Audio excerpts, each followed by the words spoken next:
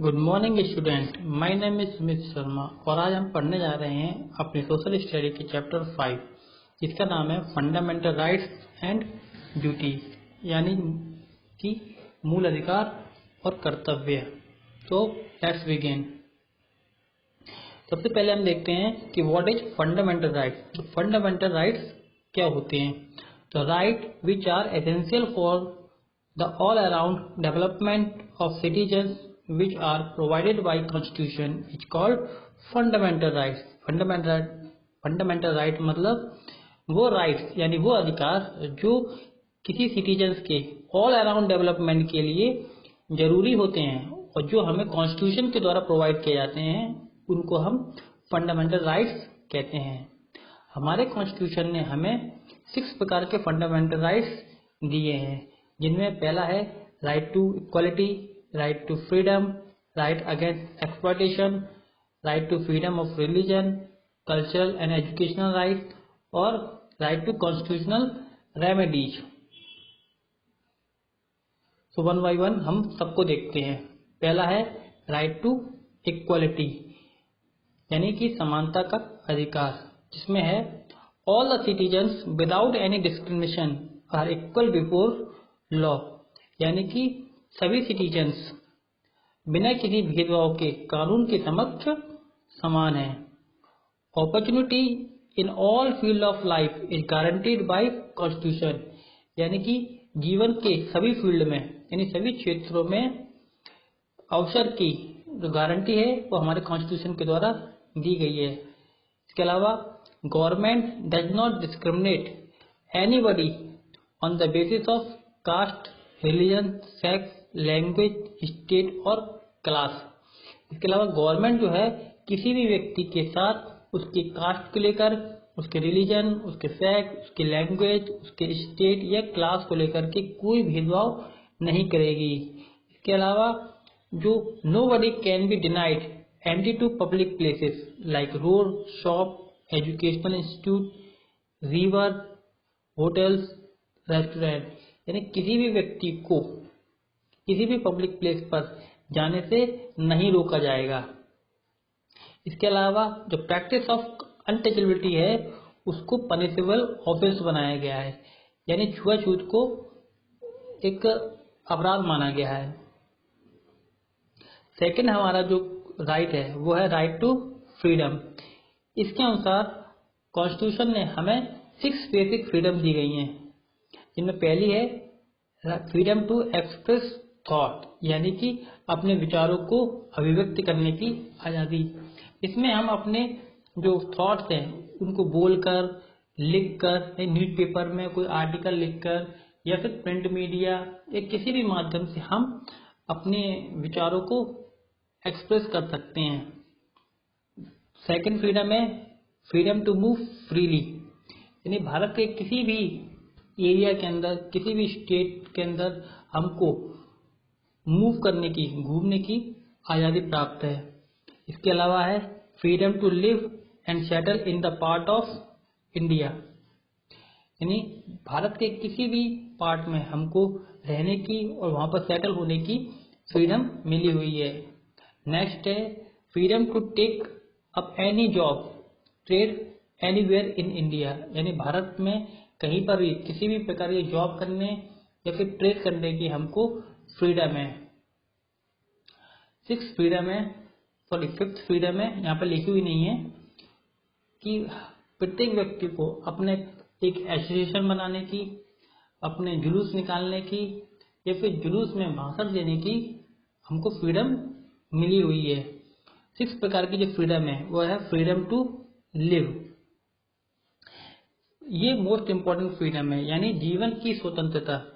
इसमें जो due process of the constitution है या लॉ है उसके ही साथ किसी व्यक्ति से उसके जीवन को छीना जा सकता है, अन्यथा किसी अन्य माध्यम से उसको छीना नहीं जा सकता।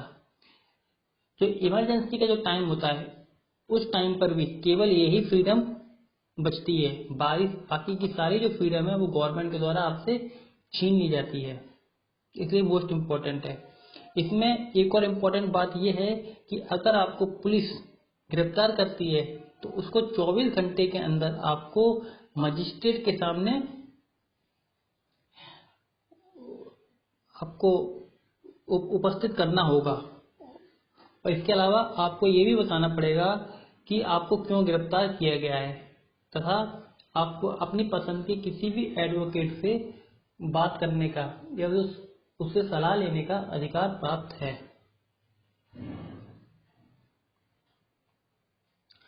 राइट अगेंस्ट एक्सप्लॉइटेशन हमारी ये तीसरा राइट है। इसमें किसी भी व्यक्ति के साथ किसी भी प्रकार का एक्सप्लॉइटेशन से बचाव की प्रोटेक्ट का अधिकार दिया गया है। इस कॉन्स्टिट्यूशन राइट्स के अनुसार किसी भी व्यक्ति से फोर्सफुली कहीं पर भी काम नहीं कराया जा सकता और यदि वो व्यक्ति वो पर्सन उस काम को छोड़ना चाहता है तो वो उसे छोड़ सकता है। सेकंड है किसी भी व्यक्ति के साथ अनजस्ट सर्कमस्टेंसेस यानी कि खराब परिस्थितियों में और अंडर पेमेंट यानी कि कम पैसे देकर उससे काम नहीं लिया जा सकता। इसके अलावा जो बॉन्डेड लेबर है यानी बंधुआ मजदूरी है उसको भी इस साइट के अनुसार इलीगल बोला गया है। और जो मोस्ट इम्पोर्टेंट थिंग्स है इस राइट की वो ये है कि 14 ईयर से छोटे किसी भी बच्चे को किसी भी प्रकार की जो हैजार्डियस जॉब है जैसे कि carpet making, bangle industry, match factory, इन जगह पर काम पर नहीं लगाया जा सकता। नेक्स्ट हमारा जो राइट है right to freedom of religion यानी कि धार्मिक स्वतंत्रता। इसमें जो कॉन्स्टिट्यूशन है इंडियन जो कॉन्स्टिट्यूशन ने सभी व्यक्तियों को अपने जो भी वर्शिप है जिस किसी भी धर्म को मानता है उसकी वर्शिप करने की, प्रैक्टिस करने की और उसे प्रोपगेट करने की उसको फ्रीडम दी हुई है और किसी भी व्यक्ति के साथ उसको उसके धर्म की प्रैक्टिस करने से नहीं रोका जा सकता। नेक्स्ट है कल्चरल एंड एजुकेशनल राइट्स। इस राइट्स के अनुसार हमारे our constitution give us every community the right to protect its own language, culture and script. इस राइट के अनुसार हमारे कॉन्स्टिट्यूशन है वो प्रत्येक कम्युनिटी को एवरी कम्युनिटी को यह राइट प्रदान करता है कि वो अपनी जो लैंग्वेज है, कल्चर है और जो स्क्रिप्ट है उसको वो प्रोटेक्ट कर सके। और प्रत्येक माइनॉरिटी चाहे वो रिलीजन के बेस पर हो या फिर लैंग्वेज की बेस पर हो उसको अपनी एजुकेशनल इंस्टीट्यूशन को ओपन करने का अधिकार है। रिलीजन बेस्ड माइनॉरिटी का मतलब होता है जैसे मान लीजिए किसी स्टेट के अंदर बहुत सारे 80% हिंदू रह रहे हैं और वहाँ पर 2% क्रिश्चियन रह रहे हो, 3% मुस्लिम रह रहे हो या फिर 2% सिख रह रहे हो, तो जो भी हिंदू के अलावा जो भी कम्युनिटी होगी वो सब क्या होंगे, माइनॉरिटी में होंगे। और लैंग्वेज माइनॉरिटी का मतलब होता है जैसे कोई केरल का व्यक्ति जो है वो मध्य प्रदेश में आकर रहने लग जाए, क्योंकि जो एमपी है वहाँ पर हिंदी बोली जाती है एंड जो केरल है वहाँ पर मलयालम बोली जाती है। तो जब केरल का व्यक्ति मध्य प्रदेश में रहेगा तो वो चाहेगा कि उसकी जो लैंग्वेज है उसको वो प्रोटेक्ट करके रखे उसको, तो वो मध्य प्रदेश में क्या होगा, लैंग्वेज बेस्ड माइनॉरिटी होगा। ठीक है, चाहे वो उसकी जो कम्युनिटी है वो हिंदू हो या मुस्लिम हो।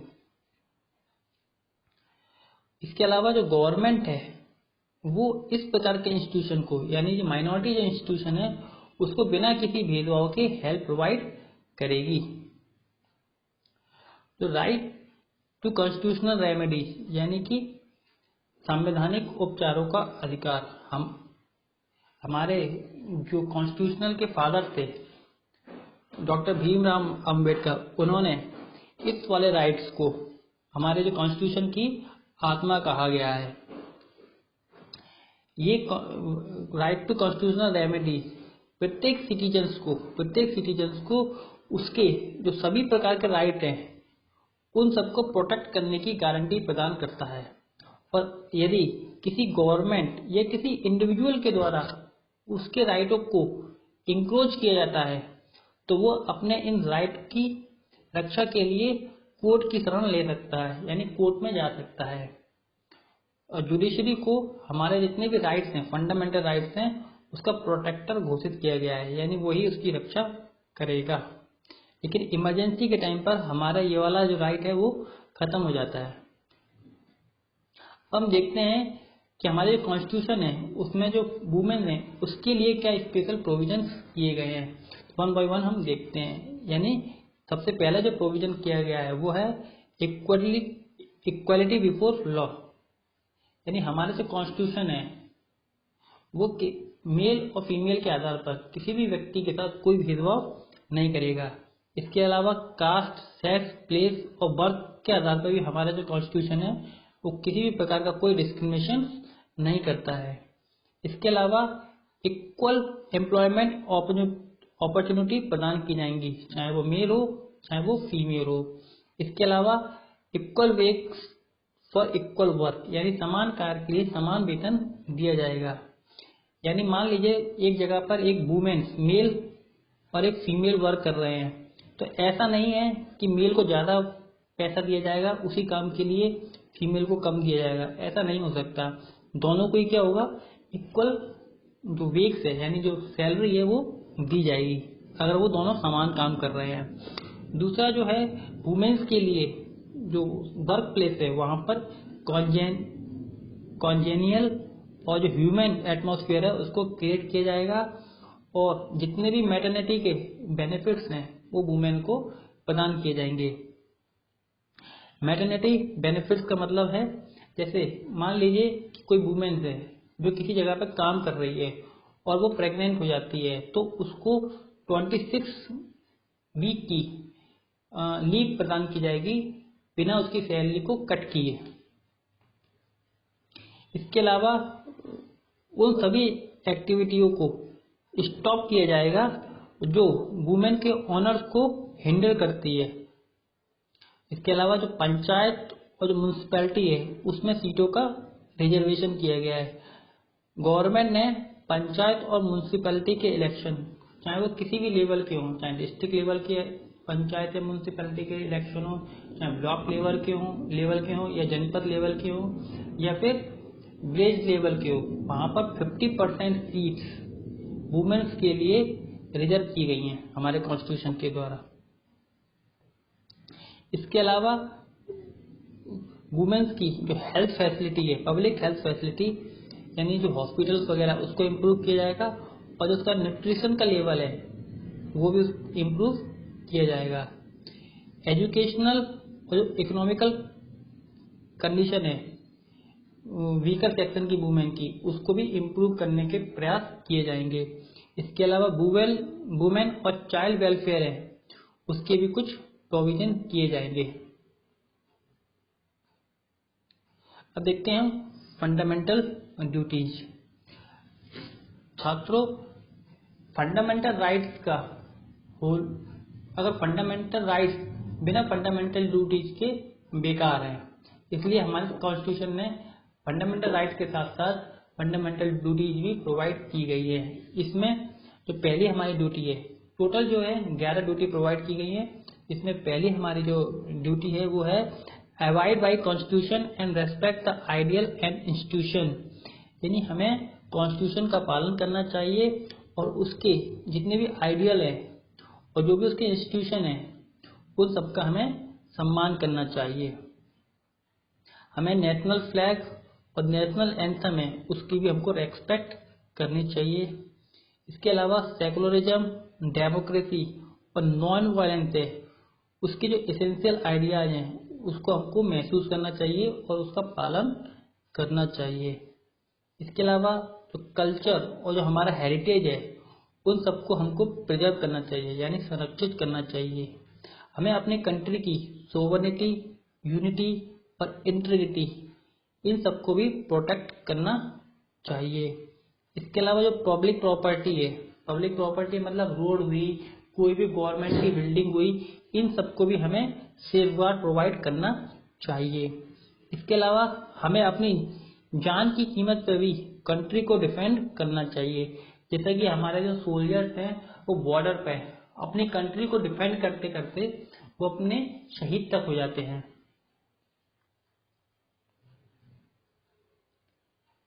इसके अलावा जो हमारे जितने भी नेचुरल रिसोर्स हैं उसको हमें प्रोटेक्ट करना चाहिए, और डाउरी, गैम्बलिंग और जितने भी सोशल एविल्स हैं उसको हमें दूर करना चाहिए। गैम्बलिंग मतलब होता है जुआ खेलना, डाउरी मतलब होता है दहेज, और भी सोशल एविल्स हैं उन सबको हमें दूर करना चाहिए। इसके अलावा हमें अपने सभी फील्ड में यानी सभी स्पेयर्स में, सभी क्षेत्रों में हमको एक्सीलेंस को प्राप्त करने की कोशिश करना चाहिए, जिससे हम अपनी कंट्री को ज़्यादा से ज़्यादा आगे बढ़ा सकें।